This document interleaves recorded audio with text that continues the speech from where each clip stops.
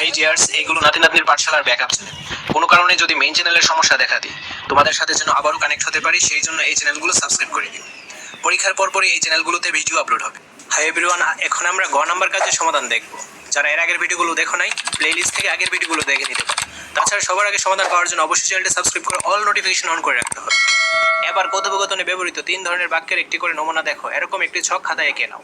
চলো এখন আমরা এই ছকের অ্যান্সার স্ক্রিপ্টে চলে যাই। উত্তর গ, বাক্যের ধরন। কথোপকথনে ব্যবহৃত বাক্য। সরল বাক্য। কথোপকথনে ব্যবহৃত বাক্যটা ছিল আমরা বিয়েটা বন্ধ করতে যাচ্ছি। জটিল বাক্য। ব্যবহৃত বাক্যটা ছিল যদি আপনি অনুমতি দেন তাহলে বলতে পারি। যৌগিক বাক্য। কথোপকথনে ব্যবহৃত বাক্যটা ছিল দিন রাত সবসময় শুধু শব্দ এবং এজন্য ঘুমাতে অনেক ঝামেলা হচ্ছে। তো এইটা হচ্ছে যৌগিক বাক্যের উদাহরণ, এইটা জটিল বাক্যের উদাহরণ, আর এটা হচ্ছে সরল বাক্যের উদাহরণ। তো অ্যান্সারগুলো সবার আগে পাওয়ার জন্য অবশ্যই চ্যানেলটি সাবস্ক্রাইব করে অল নোটিফিকেশন অন করে রাখতে হবে। ধন্যবাদ সবাইকে।